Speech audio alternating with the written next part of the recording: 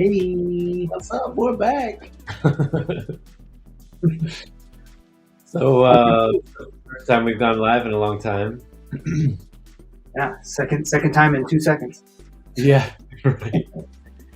We are the Frequency Project, putting out frequencies and, pick up what you like and leave the rest, right? Yes, sir. Yeah. So we were just about to go into some of the reasons why we haven't been on is because you've been busy at school. Yeah, yep. I've been in a psychedelic assisted therapy course for the past 4 or 5 months, and I just got certified.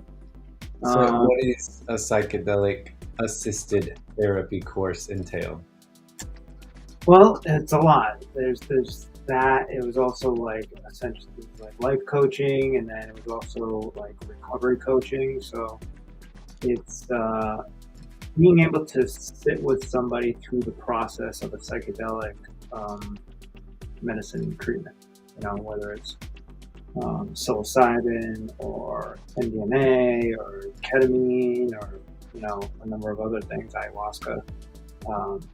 And just kind of be able to just, they call it sitting, because you're kind of there with them, giving them support, but you're not guiding them in any direction or digging in or anything. You're just kind of, support. If they need you, if they want to talk about something, we can talk about it, and it all kind of gets processed live right there, either during or after or both. Why would anybody want to put themselves through something like that? I think personally, it's the most important or the proper way to go about doing it, because if you're just doing it on your own, say you did psilocybin for the first time on your own, you took like 3 grams and you're like, okay, I'm gonna sort some stuff out, at that point you only know what you know up until that point, and the psychedelics are only they're gonna open things for you, neural pathways, kind of bring up things that maybe you weren't completely aware of prior to, maybe from past, when you were younger or something like that. But at that point, you only know what you know. So some of those things can pop up and be like scary, because you're not prepared to deal with it at that moment.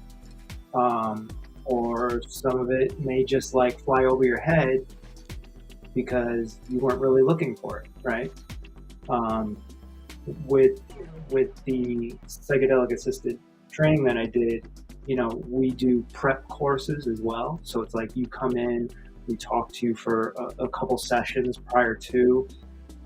We kind of set your expectations on what could happen or how you could feel, but we try not to I don't know. We want to lower the expectations because, like some people's friends might be like, oh my God, you take 3 grams of psilocybin, you're going to be out of your mind or whatever. And it kind of just like implants, ideas that may be unnecessary. So we kind of stay very neutral on it and just kind of say, hey, you might feel a little overwhelmed or whatever, and I'll be here. And if you have any questions, I can try to talk you through things, If you've ever had like a bad trip before, that's usually something that's popping up that technically you probably should be processing through that and dealing with it. But sometimes it's a little bit more than what you expected, during one of these journeys. So someone like me could sit there and help you process through it and turn a bad trip into a good trip, Yeah. What kinds of trauma and what kind of person do you think this sort of alternative therapy, if you will, should be for? Like, What would you Um, suggest? yeah, it's technically for everyone, but there are some exceptions, such as like and not everybody that has these things I would say no to, but like a bipolar disorder where you're kind of very manic and you don't know whether you're going to be up here or down here. Maybe somebody that maybe is bipolar but is on medication has been stable for a long time, and then you kind of vet through their history and kind of feel out the type of person they are. That is probably not the best candidate. And then there's a few other things that, usually more deeper, serious mental disorders. Like Um, schizophrenia, maybe, or yeah. yeah. And so we would probably tell them to go a different route, at least in the meantime, to kind of like maybe build up until they get to the point where they might feel comfortable going through something like this. Um, but yeah, for the most part, it's anybody could get into it and definitely get something out of it. Currently, me and my wife, we just opened a place in Rhode Island called Infused with Love Therapy. And Congratulations. thank you. It's our new practice together, and I'm doing numerology and life coaching, and then obviously the psychedelic assisted therapy, along with my wife, who is a psychotherapist, and she's also done all the training for ketamine assisted therapy.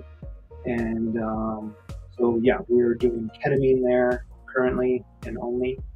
And we've had a few patients already come through the program, and they've had amazing experiences.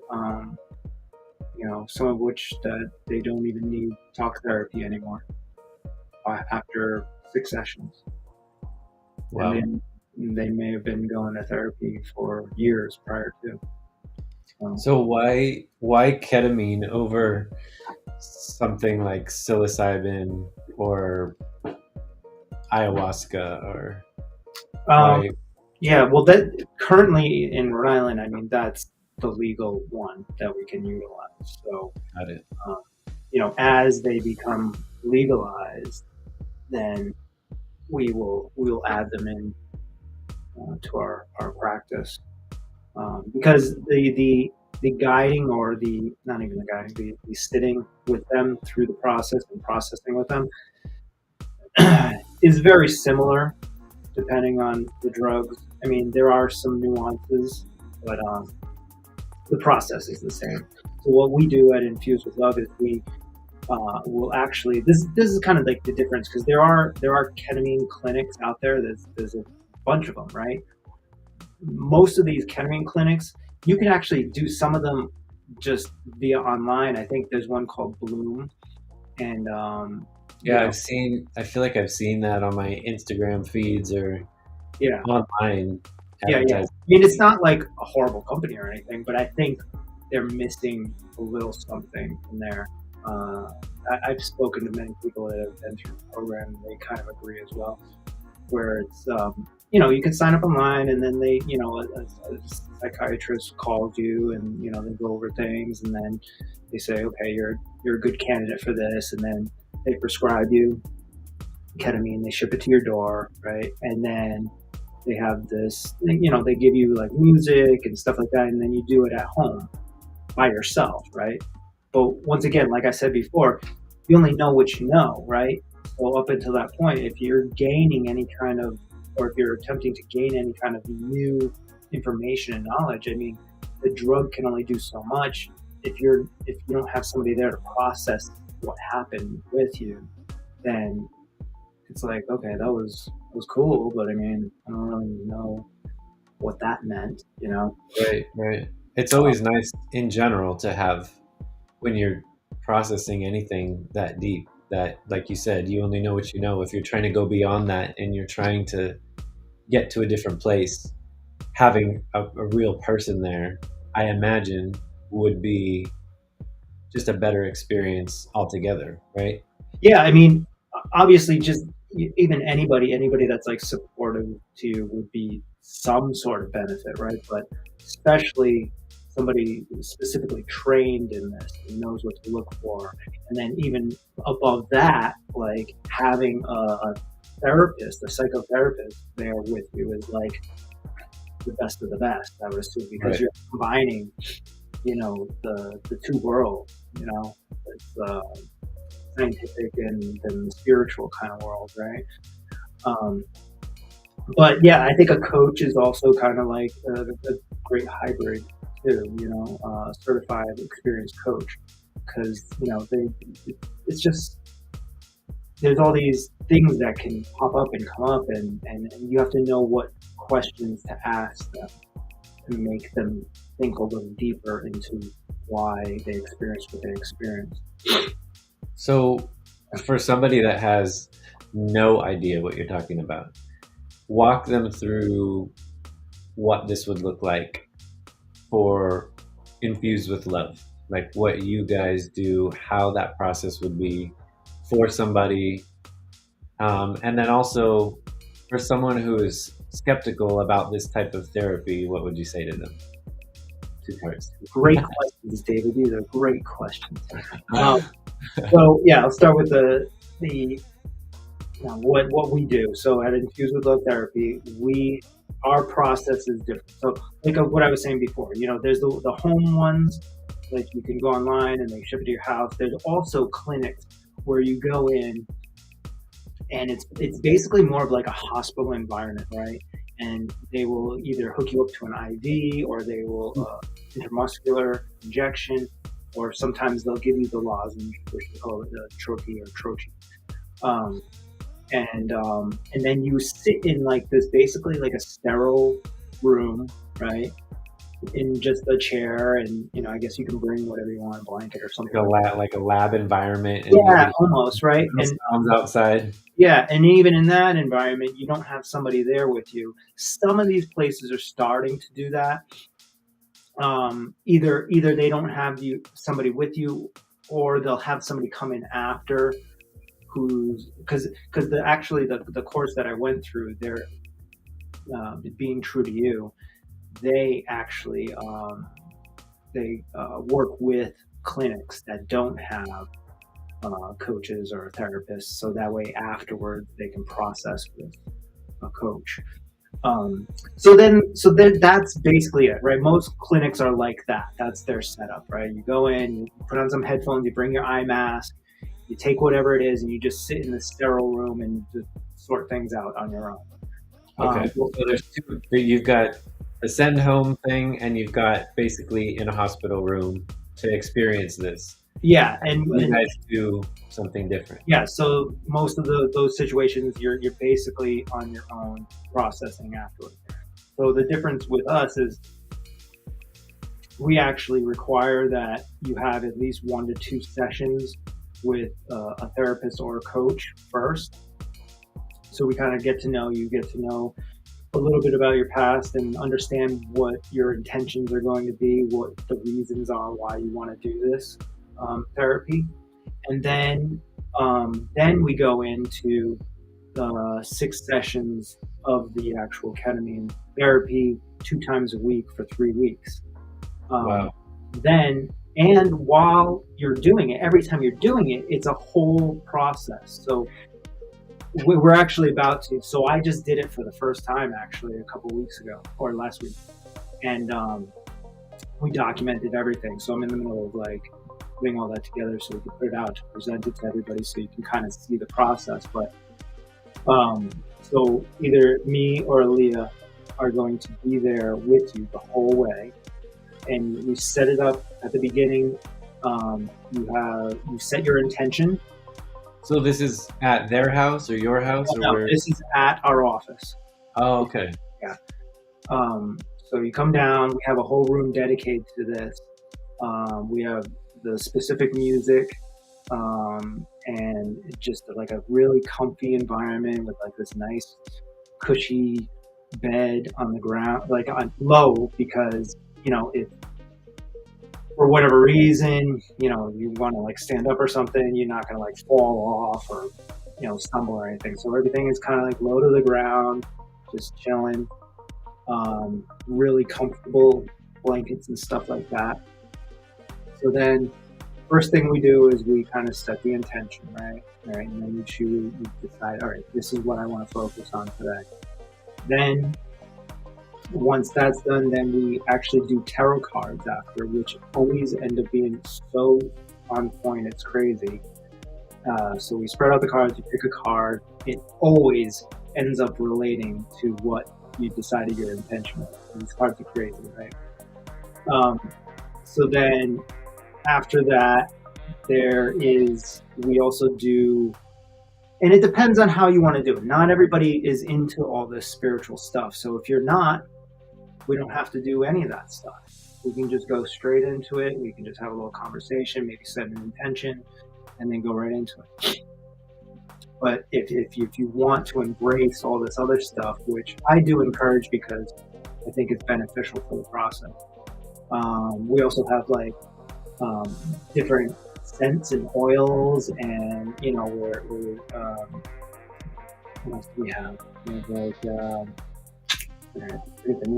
sages and stuff like that, and just different things, candles, all kinds of stuff. And you can choose whatever you want. It's all your preference, right? Then we do the lozenges. So how the lozenges are taken is you stick it in your mouth and you have to like kind of swish it around for like 10 to 15 minutes.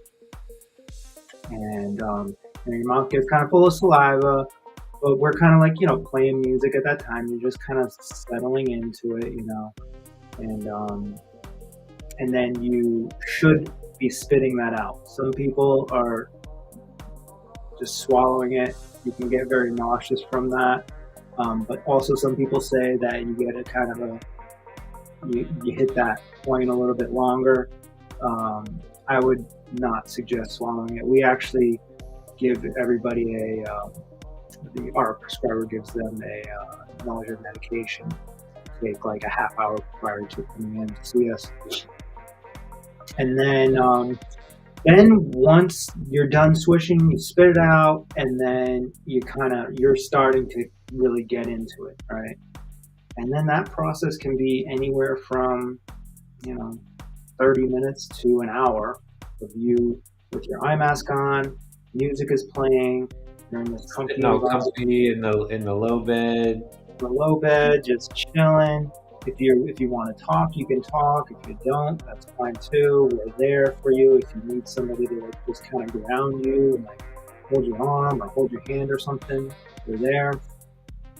And then you're kind of in it. This is where it's happening. All the magic is happening, right? Your things are popping up. And then as you're coming down, you kind of, at least in my experience, you kind of feel the need to kind of be like, start talking about it almost, right? You're like, oh man, that was pretty cool, And then you just, whatever pops up, and then either me or Leah maybe ask you a couple questions, and like, oh, is it focused on your intention or something like that, right? And then we can talk about it, or you don't have to talk about it, But we are documenting everything as well, transcripts. We can even offer video sessions of the whole process if you wanted to take that home and kind of watch over it and listen to it. And then it's like you go home, and then so because we're having 2 sessions a week of this, the next time you come in, instead of kind of the whole prep of like, okay, this is how it's going. Oh, also I forgot, we do a bowl ceremony as well. So that it's all to like set the intention, really get you in that zone. So right after, I'm trying to remember the order. Right around the time where you're just before you take the lozenge, it's kind of setting everything up, and then you're kind of in that headspace. Then you take the lozenge, and then you're going into it.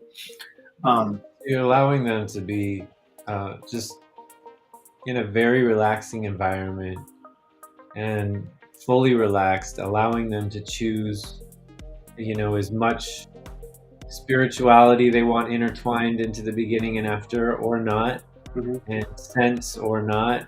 So you're really where you differ, it sounds like to me, is you're really catering to what that person needs to feel comfortable so that they can do what they need to do, release trauma, work through something. Yeah. And then you also have you and Aaliyah to help them afterwards verbally process what just happened. So it's not like you're just sending them a pill in the mail that they take at home and then have an experience. And I think where things like that can go bad is if people are processing some awful things, which, you know, some of the people that need to process trauma most likely need help from somebody else that is a professional that can help them process it, right? I think that's where these types of modalities can really fast track someone's trauma by not only having this experience where the magic happens, or scientifically you're in this dream state, this theta state, where your brain can process things that it can't process when it's in its beta state, which is our daily functioning brain. And then when they come down back to their daily functioning brain, they can then verbalize and say the things that they couldn't say before, and process the things that they couldn't say before. And you guys are there to help them through that afterwards. Right, and that's the most important part, the integration afterwards.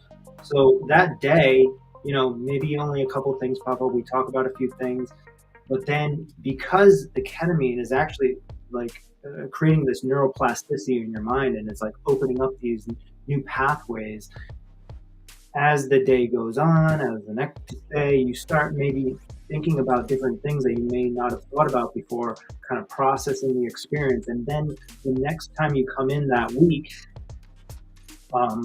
we kind of, you know, obviously you already know the whole deal, so we don't have to kind of prep you on what we're about to do and all this other stuff. That's only for the first time. And so we spend more time on processing that last experience. Like, have you thought any more about it? What came up for you over the past couple of days, you know? And then just, like I said, start asking the right questions of like, you know, I can't really go into an example, but, you know, things may have popped up over the past couple of days that they want to talk about. It seems like it's important. So then we dive deeper into it, and then they get the understanding about themselves, because they have somebody there to like bounce things off of, you know, as opposed to yourself. You're like, was that real? What happened there? I don't know, whatever, you know, like, and I've talked to a lot of people who have just done the experience just on their own at home, and they're not, it's like they're almost unfortunately doing a disservice to themselves by not having somebody there with them, because they could learn a lot more about themselves by processing with somebody else. Yeah, just Phil Simon is clapping you on. Phil, what's up, man? And Danielle Ramos is saying, I love this. I love how you help people feel grounded in the process. And because for so many this is new, I love you guys. Oh, look. Just, and then it's really... Oh, that's cool. Right. Yeah, I think what you guys are doing is very important. I think, you know, I've known lots of people in my life that have done talk therapy for really hard things that they've had to live with and move through and are still living with.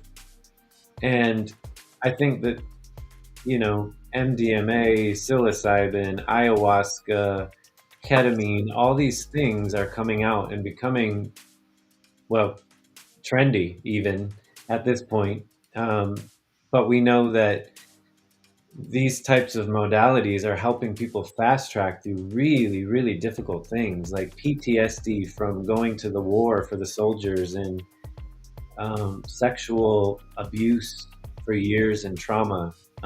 divorces, all sorts of things that unfortunately people have been through and are looking and searching for different ways to help themselves. And I think that it's amazing that you guys are doing something like this. It's Thank really you. cool.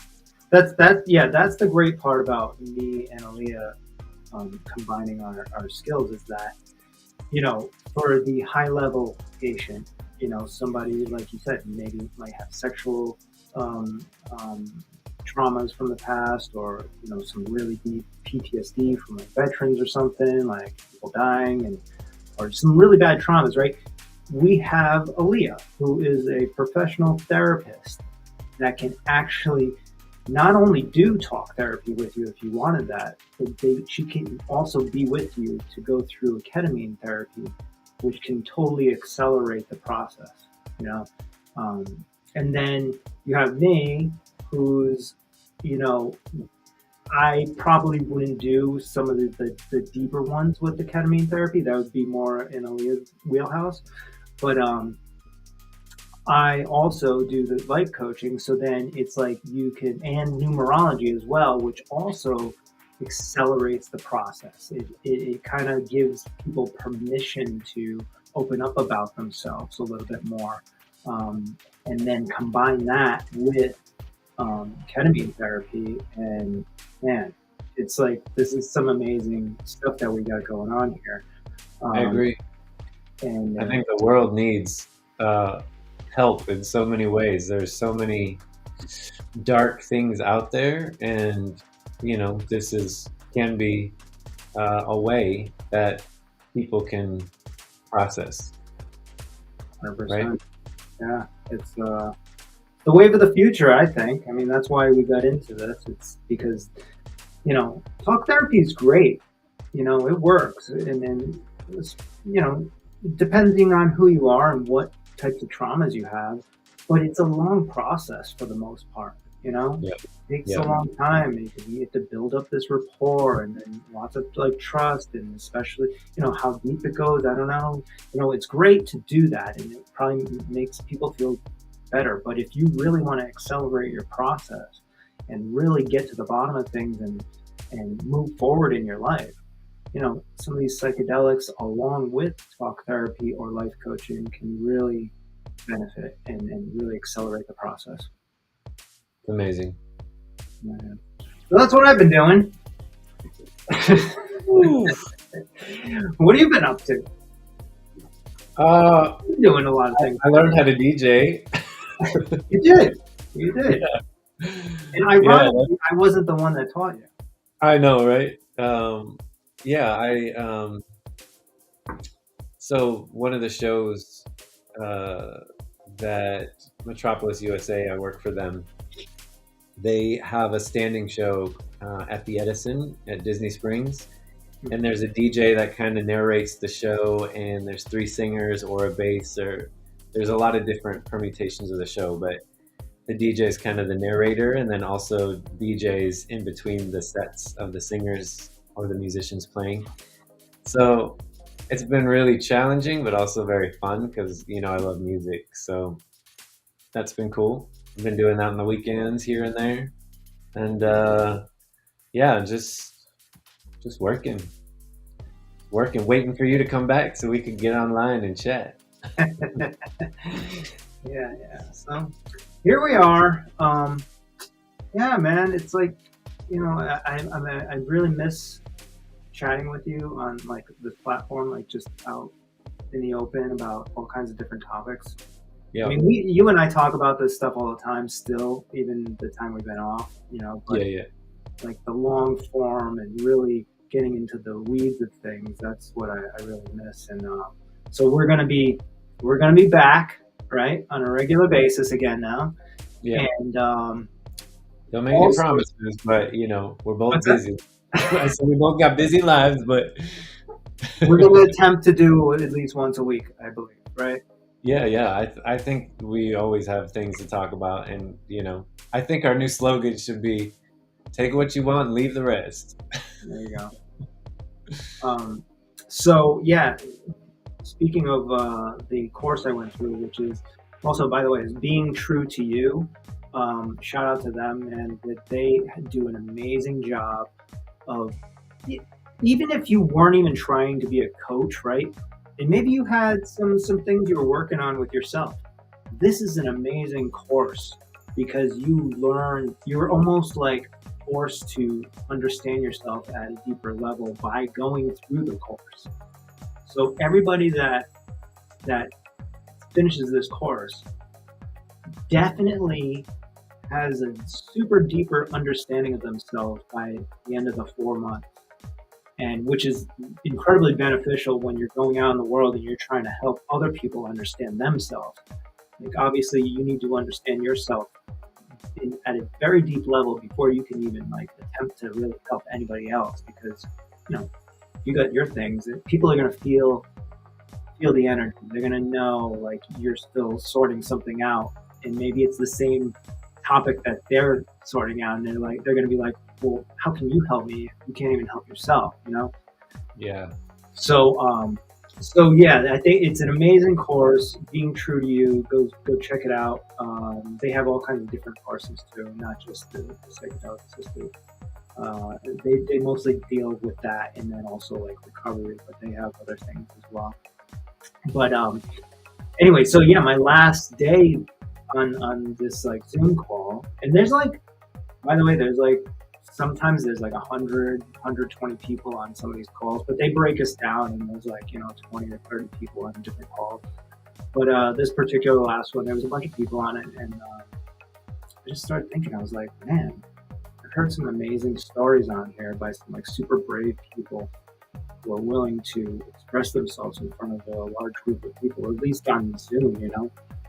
And there's definitely people in there that I've already talked to that are interested in possibly coming on here on a regular basis and having those types of conversations, which I think align very closely with what we're trying to do, with just aligning yourself, frequencies, energy, giving out good content for people people can relate to. Right. So if they're telling their stories about their recovery from whatever, or their traumas, then there's always somebody out there that can relate to that, and learn from that experience. So I think we're going to start doing that. We're going to have some of those people on, and we're going to see where that goes. And I think it's going to be a great addition to our podcast. So, okay, now we get into a little bit more like esoteric frequency stuff, right? Okay. A lot of people, I think, are really hesitant about expressing spirituality and talk therapy, and this to me is like the happy medium of the two, because I feel like one of the reasons why talk therapy doesn't work for a lot of people, or they end up being in talk therapy for their whole life, is when the really hard things come up, you can't really say it, right? And this is a kind of a way to get you past your mind into, whatever it is that you're connecting to. You've had the experience. I've definitely had experiences in my life.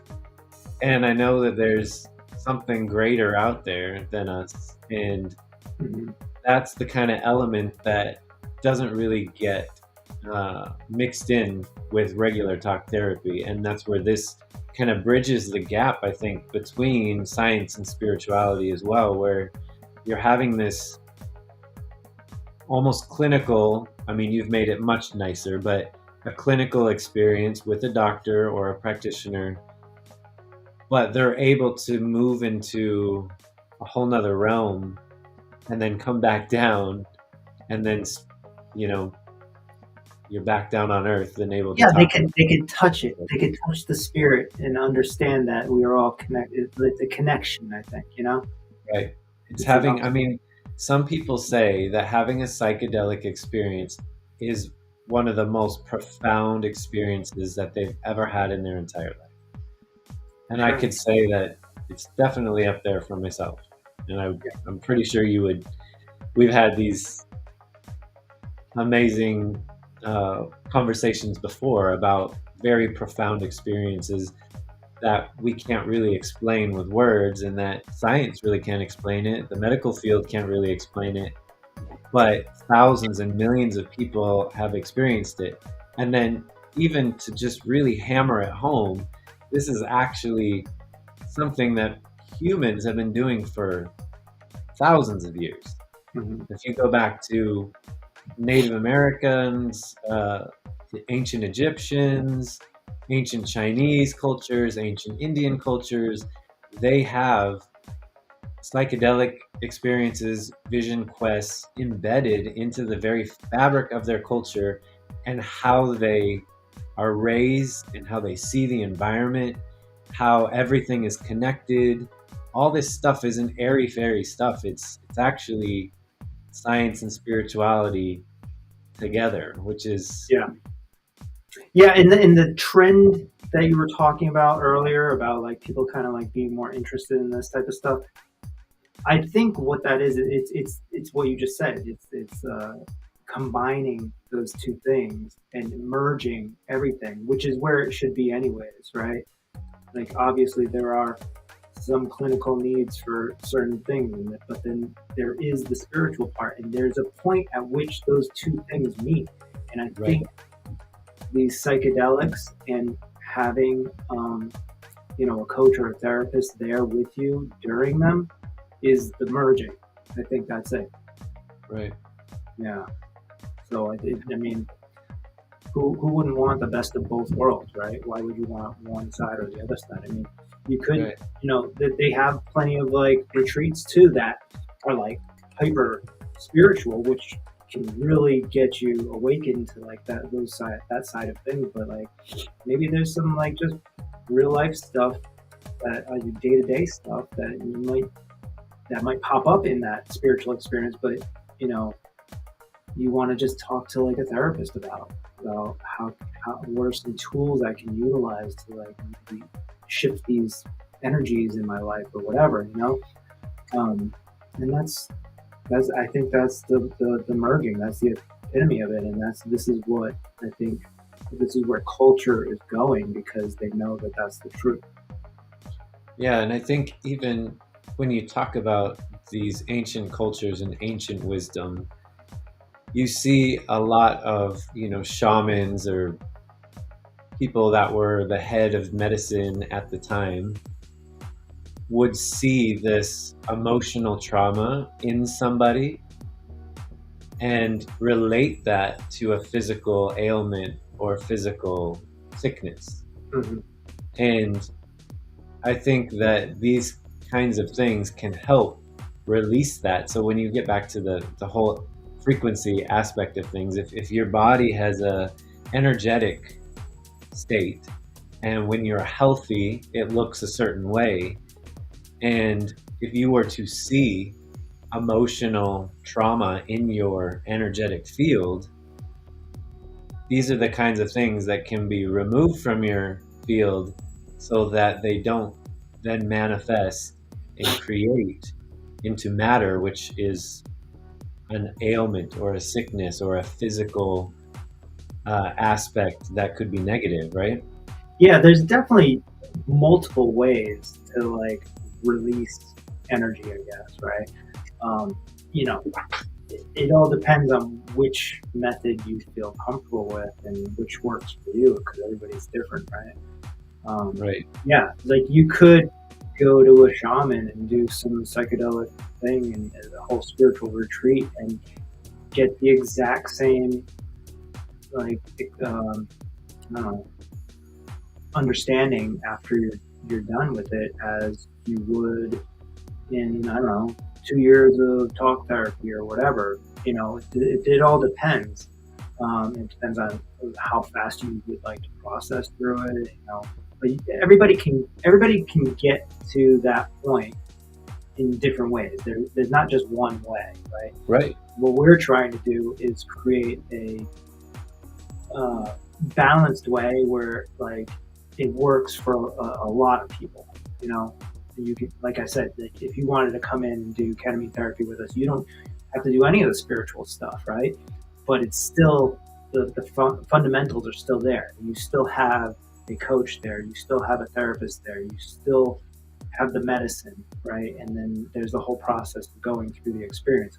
Um, but you can also do the spiritual side and get it even more deeper into that, you know? So we're providing options for people, and it still gets you to the same place.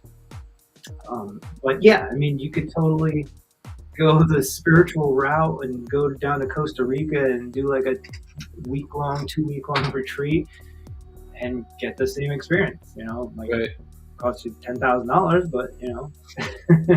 Well, I think one of the biggest differences too, like when you, I guess for somebody who doesn't know, like a psilocybin or an ayahuasca kind of experience is hours long, right? Whereas ketamine is a very fast acting process, 30 minutes. Yeah, So I'd you, say as a psychedelic, it's very mild psychedelic. right. So Yeah. somebody who was very skeptical or maybe even scared, this may be something that they can try first. It's very mild, it's very easy. You have a setting that's very comfortable, Mm. and you have you and Aaliyah there to help them throughout the whole process. And like you said, it's not just one, it's six treatments over the course of time. So Yeah. if you're really working through something, this offers you multiple times to process it in a different way. Right, right. And you can, what we do is we set up, we encourage people to have different intentions every time too, because there's never usually just one thing people are working on, but some people Right. do. Some people have sorted out a lot of things and they just want to like focus in on this one thing. Right. Also, it's not really up to us. The medicine will take you where it's going to take you. Right. It might solve your problem in a roundabout way that you weren't even expecting. You know, Right. and that's where you have to kind of like lower your expectations for some of these things and just go into it with an open mind and be open to communicating about it afterwards and processing it properly. Right. Yeah. But yeah, the ketamine is a great option for somebody that's just, you know, never done psychedelics before, and they, you know, they're skeptical. They don't want to be tripping out or whatever. This is a great, like, introductory drug to get into the psychedelic realm with, because it's only going to last for like an hour or so. Honestly, when I did it last week, I was actually skeptical, and I've done psychedelics before, and I've been told that ketamine isn't really that crazy, but I was like, I don't know, I just wasn't really.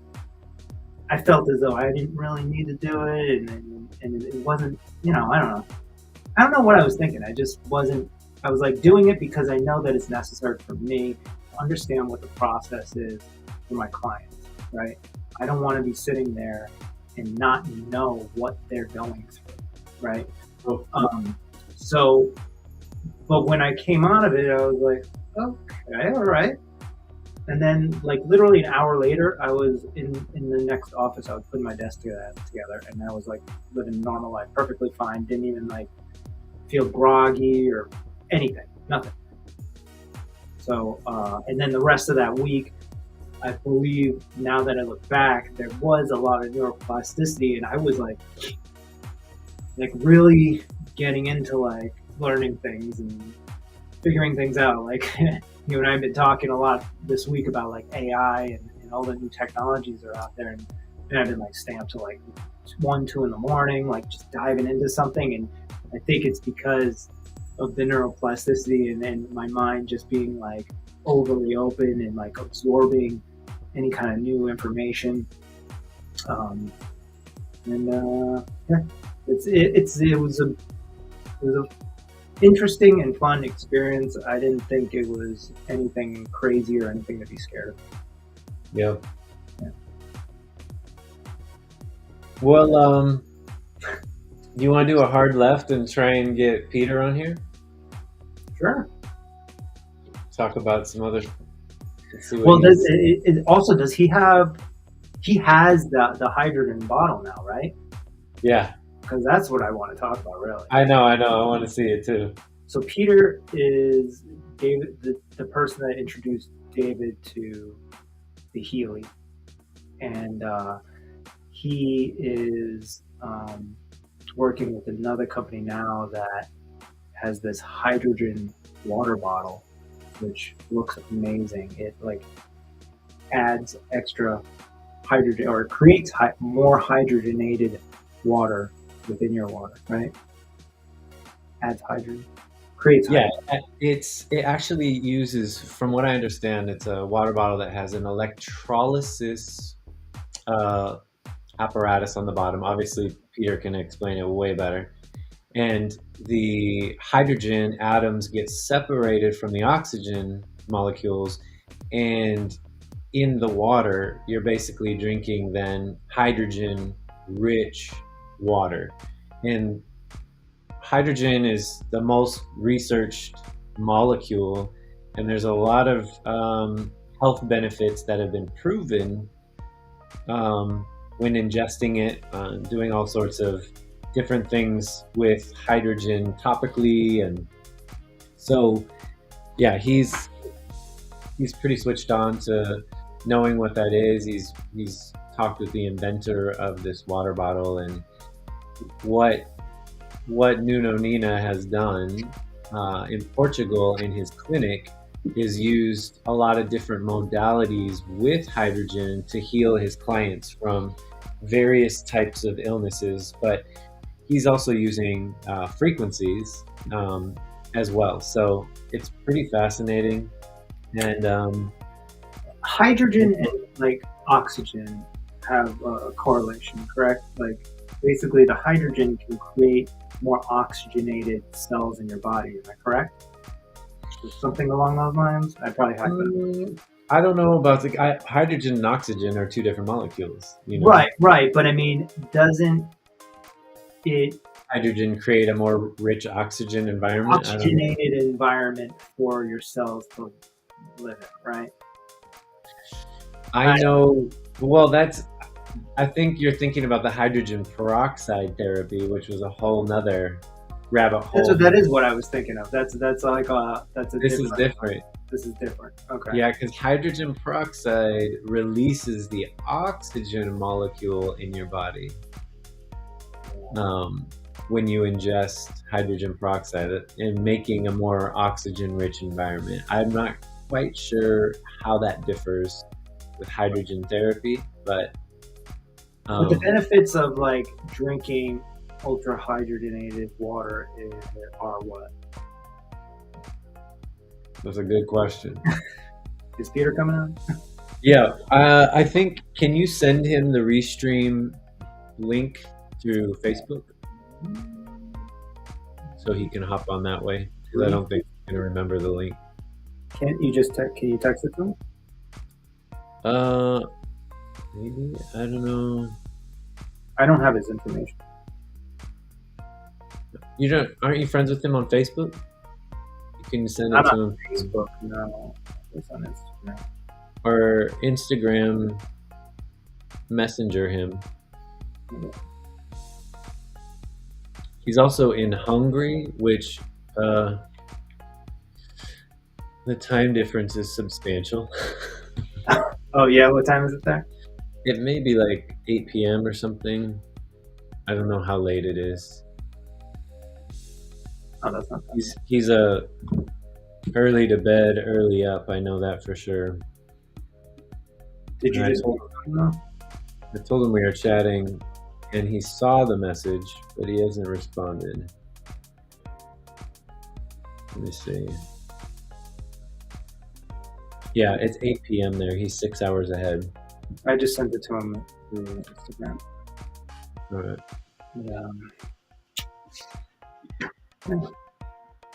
Yeah, the company's called Luma Vitae, and it's pretty amazing. Let's see if we can pull it up. Yeah. Is that the website or is it? Yeah, it's LUMI Lumi?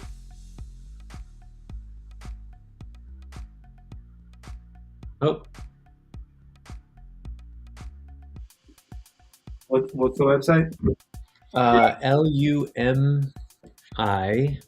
LUMIVITAE, Lumavitae. GIT? Oh, I got V V V I VIT A E. .com.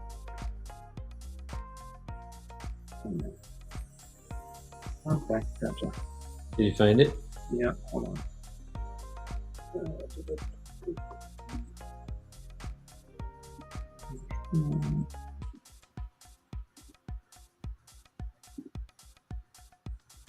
Yeah, I'm just gonna look quick here. There we go. Ooh.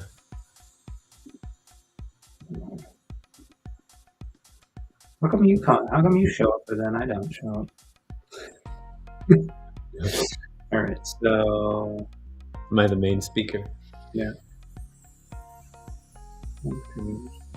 That's the bottle there. Yeah, so that bottle, the difference, so there's a lot of hydrogen bottles out there, and I've been looking at it for like the last year because it's been in my it's been in my news feed. It's like another thing that's also trending, hydrogen water and hydrogen water bottles. But this one in particular, it has UV light on the top, emulating the light of the sun. And then on the bottom, it has a magnetic plate trying to emulate the magnetic field of Earth. So it's basically trying to recreate how water is naturally created. And I think that's pretty different. It sets a bar to make it a very different type of hydrogen water bottle. Obviously, it has a higher price point, but I mean, how much is healthcare these days? Right. I haven't bought it yet, but I'm really looking at it because I like to try new health trends and try new things, and I like to be on that cutting edge. You Yeah, know, I'm into it. I'm into this. it's only showing like a section. It's like cutting it off, Yeah, I know. And it's because we're formatting in the portrait mode there. yeah. The whoosh. That's not- I wish it It's has still, like a video on here. I don't see anything. it must be.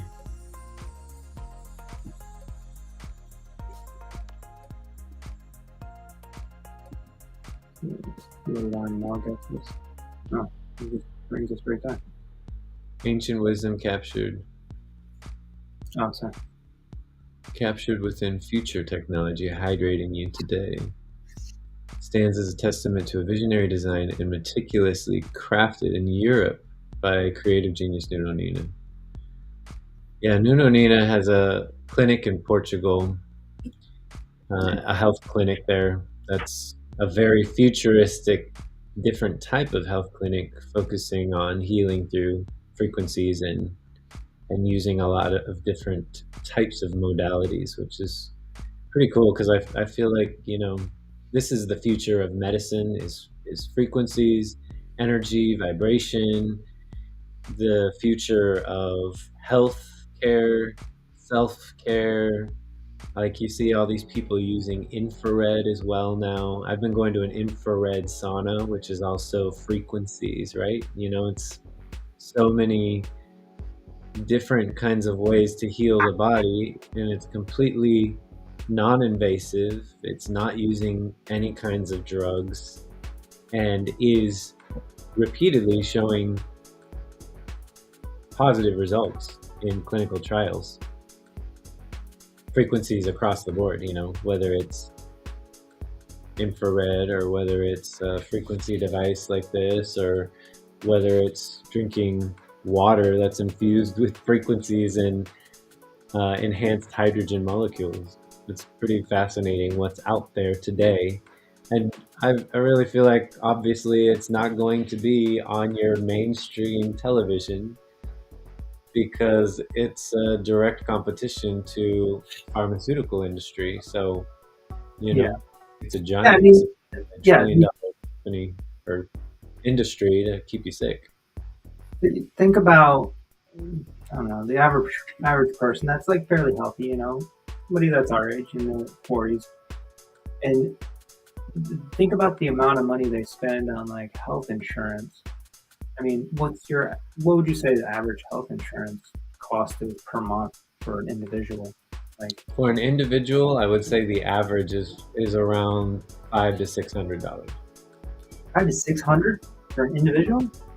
Yeah, whether you pay that, most people don't pay that full amount, right? They work a 40-hour a week job, so it's paying for half of it. So they're probably paying 250 or something out of their paycheck per month. Okay, yeah, let's just say like 250, right? On average. It's got to be way more than that because when I worked at Apple and I had great health care, I was still paying $52 a month or a week out of my pocket. That's $200 out of my pocket, but then the company was like matching that as well. So Right. So out of pocket is what I'm talking about, though. So oh yeah. yeah, But so I mean, that was 15 years ago. right. So it's probably like $200-300 on average. I mean, Yeah. there's probably people that pay way more for like better or whatever. But let's just say we'll say 300, right? We'll lowball it. We'll say 200. So 200, times, well, that's 2,400 a year, depending on how long you've been on health insurance. Say you're 40 years old, probably had your own health insurance since let's just make it even like 20 years, right?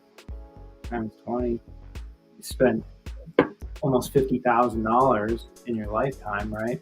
And then if you're fairly healthy and you take care of yourself, you probably haven't even used a fraction of that in the system, right? You just I mean, that's my biggest argument is I wish that I could go and get, massages or pay for my gym, get right. Fresh juices delivered to my house. That's the kind of healthcare that I'm looking at investing in for myself, right? And that's what I'm talking about. So you spend, whatever, $500, $1,000 on a Healy, right? Then you get that, your frequency therapy. Then you spend another whatever $400 or $500 on a hydrogen bottle. You get your yoga. You spend $100 a month on that or something. And infrared sauna treatments. And then a lot of these things are like one-time like big purchases, right? And like even like a either a holistic doctor or a functional medicine doctor or something. Yeah, you might pay like $1,000 or $1,500 up front, but you're getting a lot of tests done. They're spending like 2 hours with you, getting to know your history, everything that's been you've done in your life, your blood work, everything. So then they know everything, right? Then it's basically preventative after that. Then you come in there, if you're just basically they're giving you a whole plan to try to prevent you from getting sick, and they don't want to see you all the time. So you're not paying every single month. Like most people don't, I guess, go to the doctors every single month. There are obviously some people that do, but a 40-year-old, fairly healthy person probably doesn't. It goes maybe a couple times a year, right? You're $200 every month or $300 every month. Where does that go? You're never going to get that back. People just do that because of, I guess, fear too, right? It's like they want that security. Right. But you can empower yourself and be secure in knowing that you are healthy. You actually are healthy. Right. I don't worry about getting cancer or something, even though it's a possibility. But I've limited most of that possibility by my diet, by my lifestyle, by working out, eating healthy, all that other stuff. And if I do, okay, and there's other. I have a plan for that too. That doesn't involve the standard healthcare system either. It involves South America and some other things. Going to Portugal, going to Portugal and Right, staying at Nina's clinic. Going to right. Mexico. But I just think of it in those terms, like, okay, yeah, I'm not spending the money all the time, but in 1 year, if I spend less than, like, say, $2,500 a year on my own healthcare, I'm actually saving money. Yeah. Yeah, I mean, the way that I look at healthcare in general, and we talk about this all the time, is preventative, right? I'm not trying to have a mystery with my health and really try and take take the reins and take control of it every single day. And that is deciding what I put in my body, what I put on my body, um, and deciding how I treat my body and what I do with it. If I'm exercising, or if I'm just sitting all day on the couch, or if I'm going for a walk out in nature. These are all decisions and choices that I make so that I can, feel good. And feeling good is a direct relationship to feeling healthy, right? Yeah. And for you and I, like, we were never, you've always been a little bit more healthier than me, for sure. Ever since I met you, like, 20 years ago. But Well, I think both the of us, pendulum has huh? I think the pendulum has gone the other way. But Like, both of us have lived unhealthy lives at some point in our life, right? yeah, So I mean, I know what it feels like to be unhealthy, for right, right, sure. right, right. You know, So then there came a time period where we said, okay, enough is enough, and we're going to make these shifts. And they were slow shifts, and it took, sometimes some of these shifts took years, right? right? And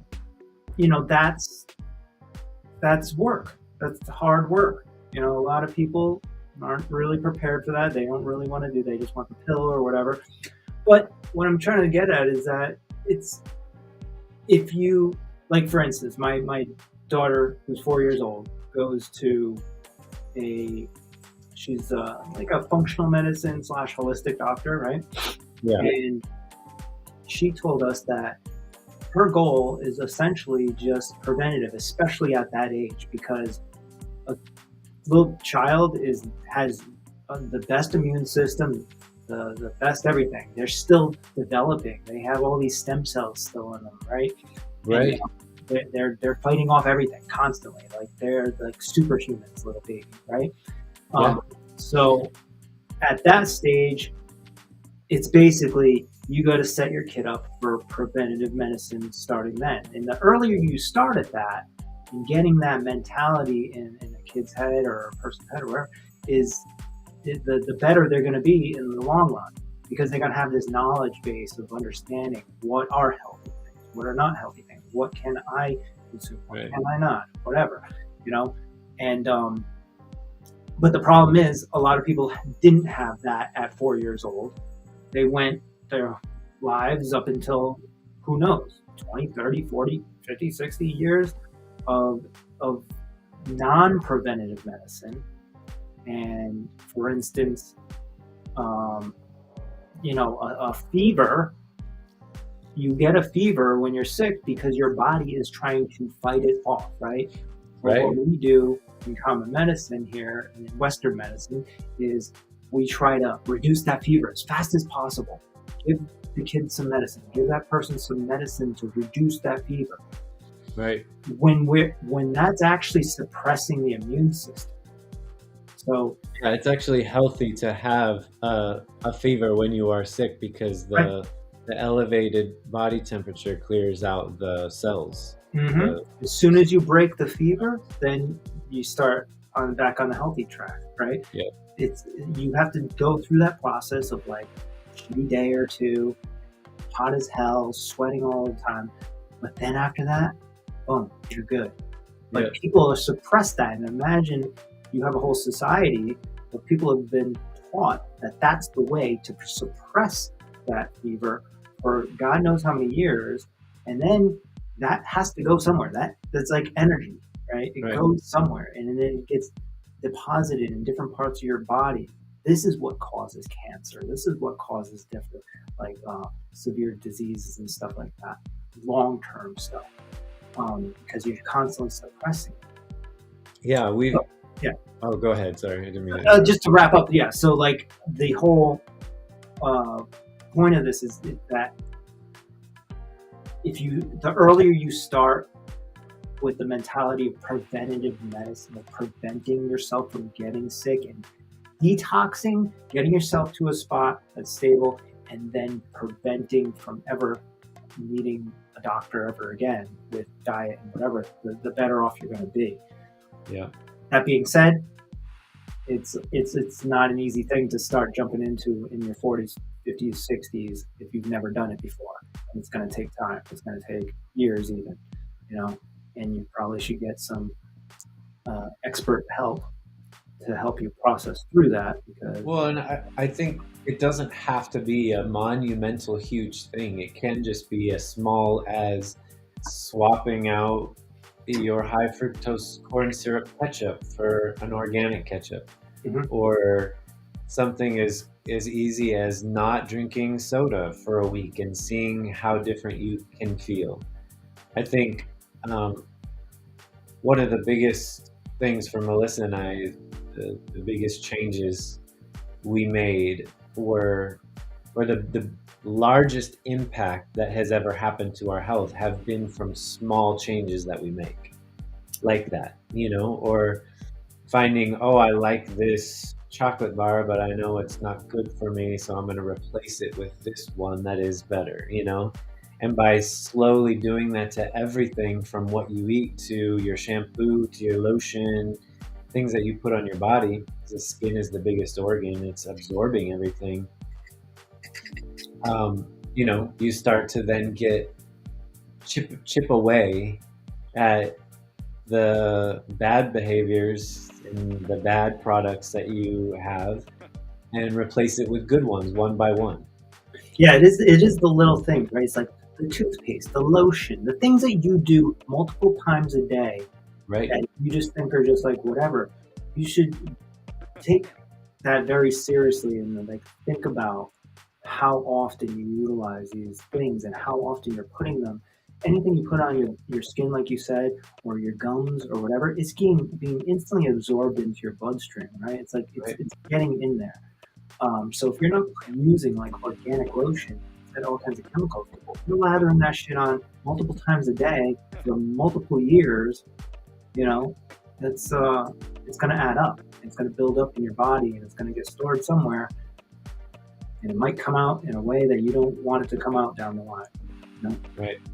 It's just like, yeah, you're right. The little things, you can make these little shifts like slowly as you recognize them. But nowadays, I feel like there really is no excuse. There's so much information out there. Like, when you and I started doing this stuff, I mean, you started way before me, but maybe like, for me, like 10, 15, 20 years ago, like, what were you doing? You're like, looking, it's hard to find these things. You got to find books, go to the library, do all this other stuff, But now it's like literally you can type into Google, like, what is the healthiest diet for a human being or whatever.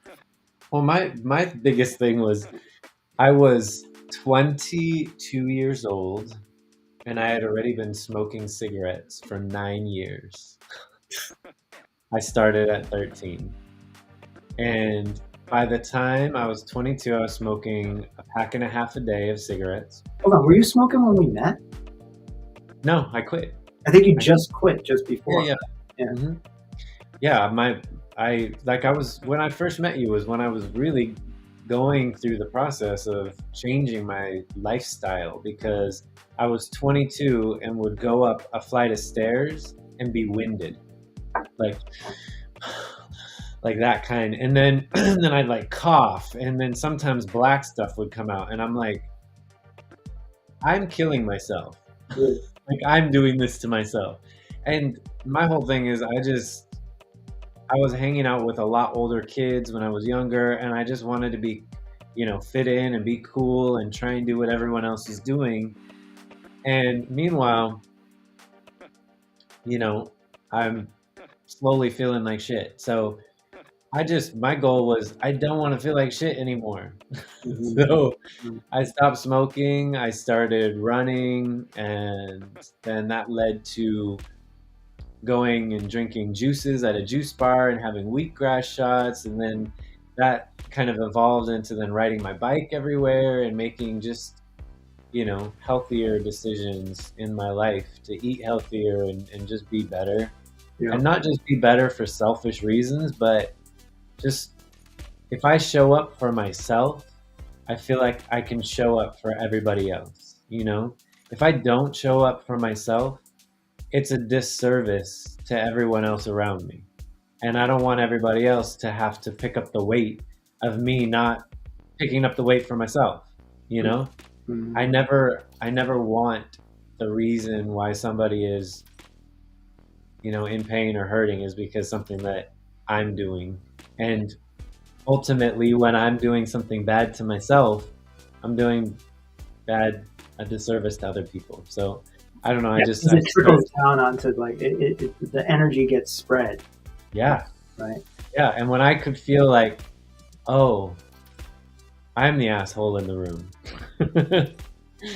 I gotta fix myself. You're 22. What are you doing? The problem is like we all end up like gravitating towards people that are similar to us. So like what it's all in your perception of yourself, right? So if you actually do perceive yourself as whatever, like you give yourself slack and you say, I can eat this, it's whatever, whatever, and then you start bringing people in that feel the exact same way. So then you create this bubble around you where everything is normal and there's nothing more you can do, right? Everybody feels like, oh no, we're doing everything we can do, right?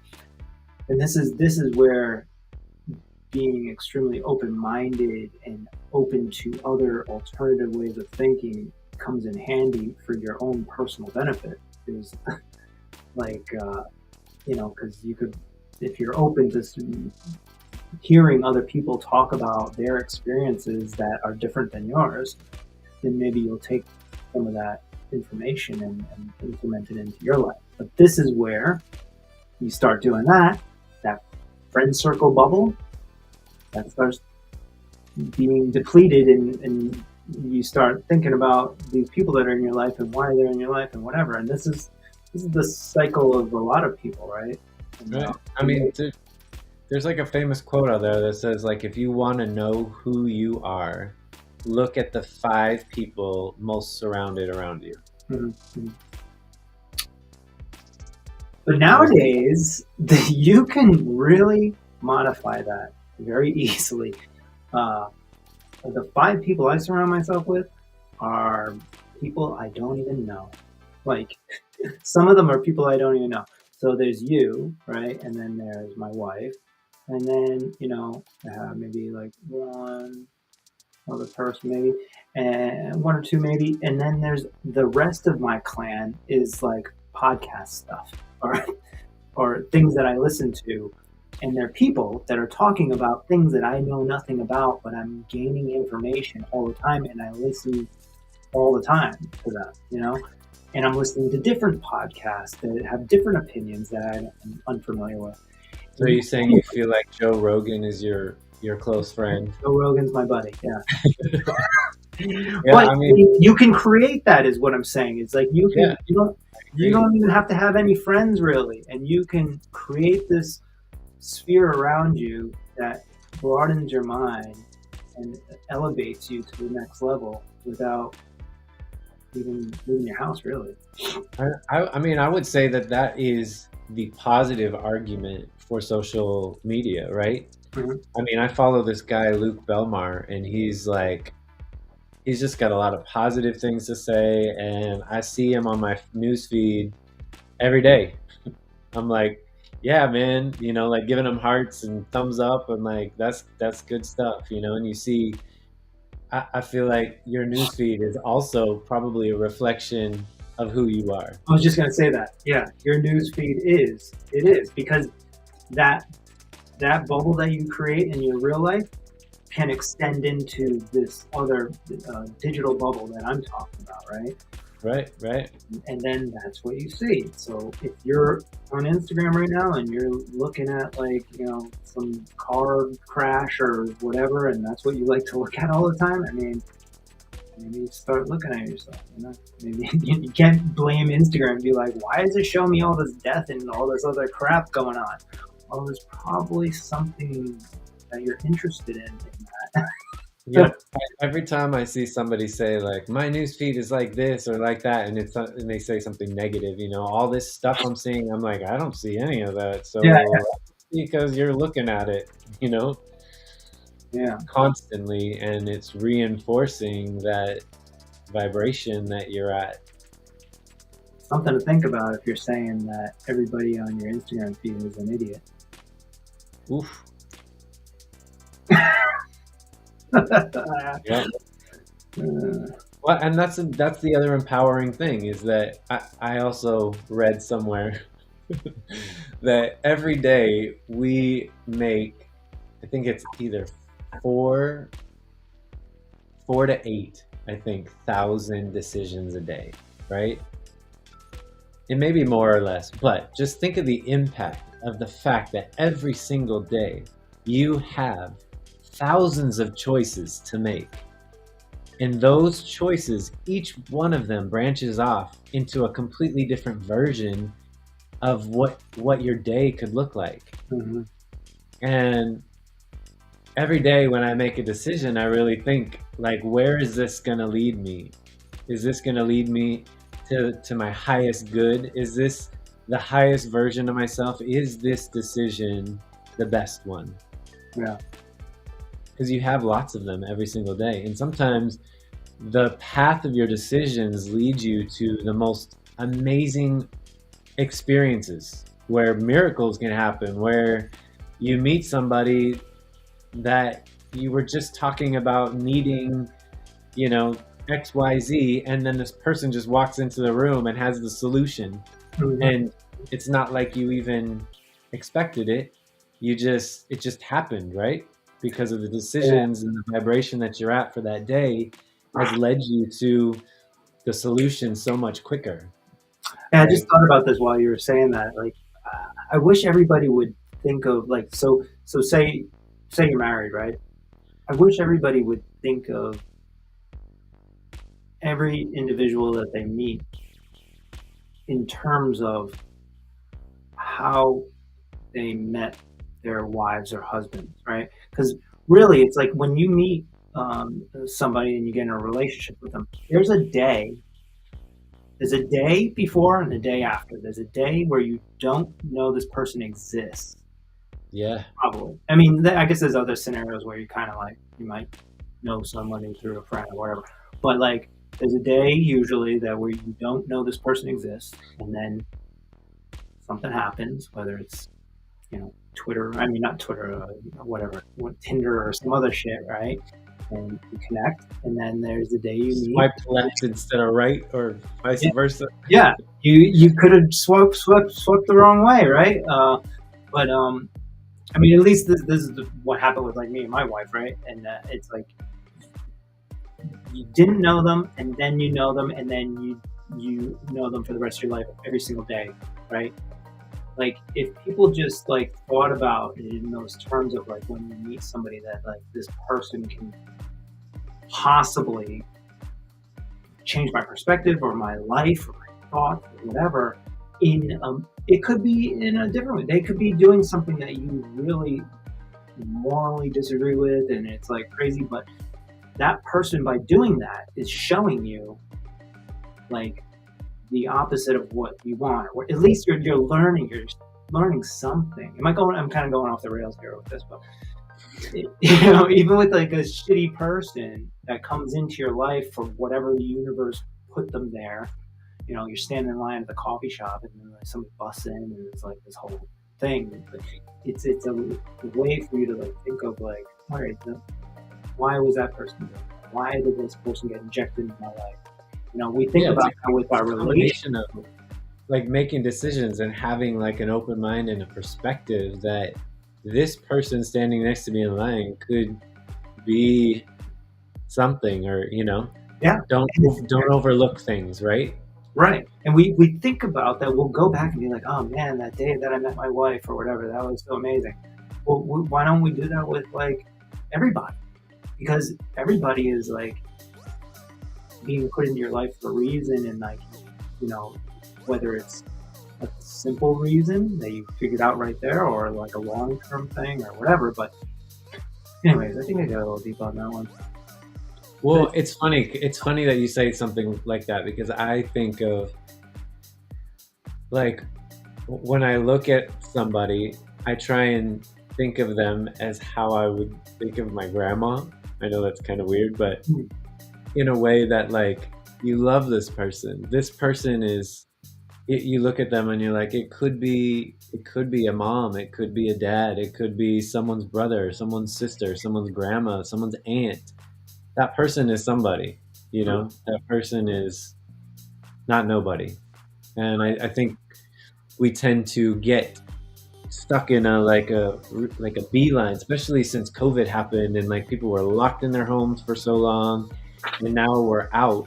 It's almost like people are beelining it from A to B, with completely forgetting about the journey in between. And Mm. to me, that's the most important part. I love to get lost sometimes. I love to, like, I went to the park with a friend the other day. We walked around the park. We were just walking and talking, and he's writing a book, and he's also interested in speaking, public speaking, and so we were talking about just ideas and just having a really good conversation. And while you're walking, you're passing people. You make eye contact and you say hi. And there was this woman that we saw sitting on a park bench, and we passed her, and I don't remember exactly what words were shared, but it was more of like an energetic exchange of like, we should stay and talk to this lady. So Really? we sat down on the bench, and she was probably in her 70s, maybe 60s, and we ended up going deep. She is an author as well. So literally everything that we were talking about in our path around the park, where we were just walking the path, Mm. she was also an author. She also goes to public speaking. Like all these things we had in common, and she's a published author. He's not a published author. So it was like we walked through the experiences, we Oh, all shared this communication, and then we ended up like hugging this lady, taking pictures with her, and then walking off. And like we could have just passed her and been like, who's that crazy lady talking to us? Which is how people mm. act nowadays, where it's like, why is that person talking to me? It's like, we should talk to each other. We should Ah, acknowledge each other. That was the weirdest thing when I moved here from Washington to Florida. The biggest thing that I noticed, like in Washington, like at least because people hike all the time and they're always outdoors a lot, mm. I feel like it's just more common where you look somebody in the eye and you acknowledge them and you're like, you're a person, I'm a person, hey. Right. Like, And how then you you keep doing? going. Here in Florida, it's like no acknowledgement at Yeah. all. It's like, in fact, I'm going to walk around you. I'm going to avoid you. Yeah. Yeah. Yeah. Yeah. And I always felt weird about that. But when you get into little neighborhood situations like we were, where this little park and this woman on the bench, I don't know, we still made the decision to stay and talk to a stranger for another 45 minutes just because. And it ended up changing our day for the better. Yeah. Yeah. I've had experiences like that too. They're Yeah. always like the most amazing. You're like, Yeah. yeah, just You're met like, this wow. random person. Because it's like random too, right? That makes Yeah. it even more. You're unexpected. But if you're open, right? If you're open to it and allow yourself to be a little vulnerable and awkward for a moment. Yeah, like I guess you could say the same thing. So you're like, all right, everybody I see, I try to treat them like my grandmother, right, or whatever. You could also say the same for like, you could be like, you could see everybody as a little kid, right? And some people, um, whether it's because of traumas or some other things that have happened when they were kids, they never got past a certain way of thinking or whatever, you know. But if you just see everybody as a child, like most people wouldn't just like walk by a kid, like a little 1-year-old baby that was walking on the sidewalk by themselves, right? You'd be like, whoa, hold on, I need to like help this person, right? Right. but I have to help this little baby. I gotta find his mom, right?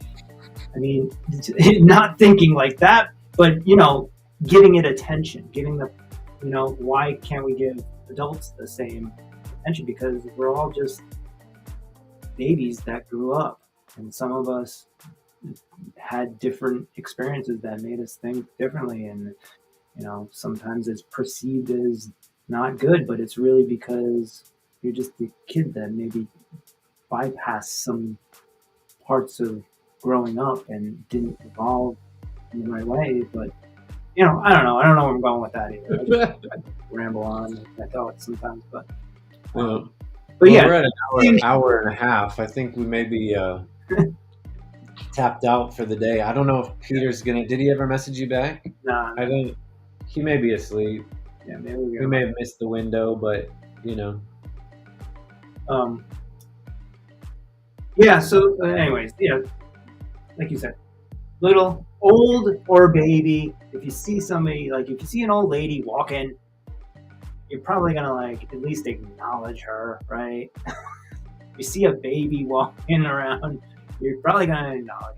But everybody in between, culture says, oh, just fucking walk by that. No, they don't. They're not special. They're whatever. They can't teach me anything. Or I don't know what people are saying, but I just think people are so busy. They're just in there.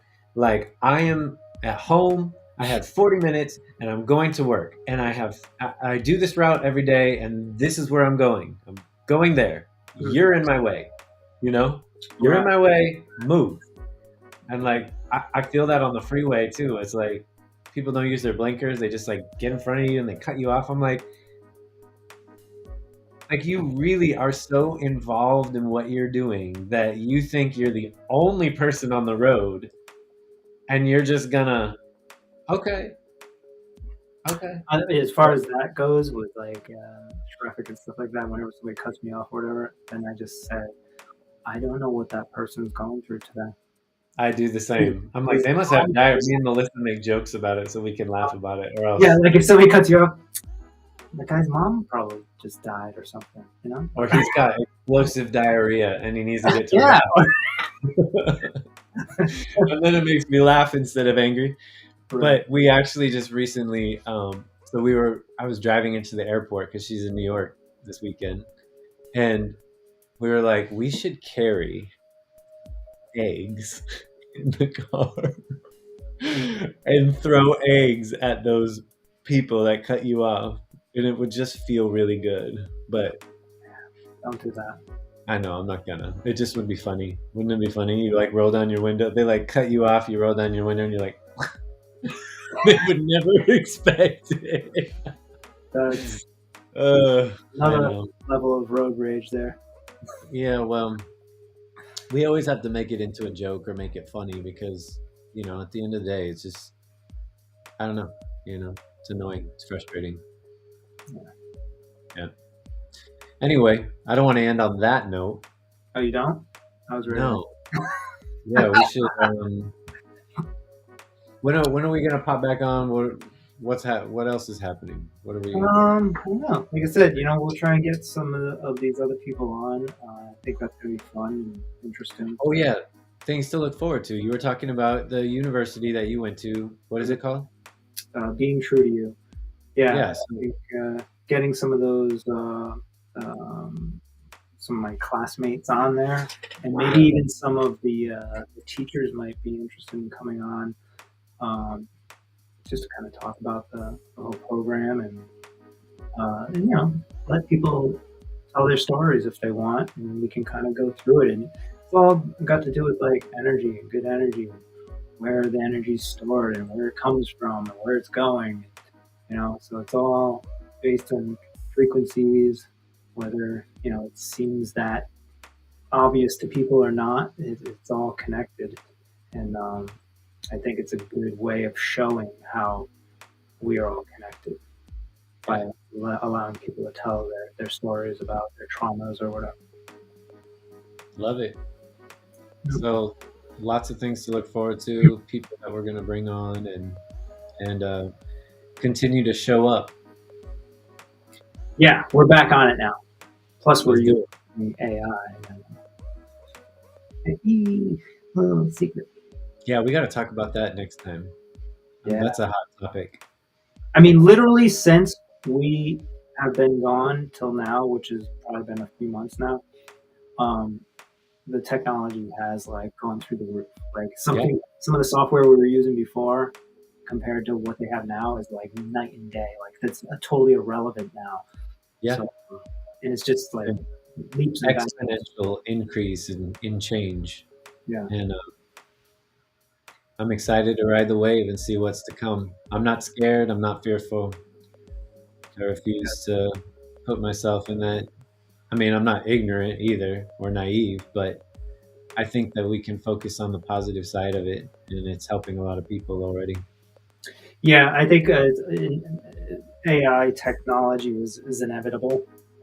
Whether we as humans decide to take it in the wrong direction or not, that's to be determined, I guess. But I think the more people get on early on and understand the technology earlier on and try to utilize it in a more positive way, um, we have a better chance at a better future, I think, Agreed.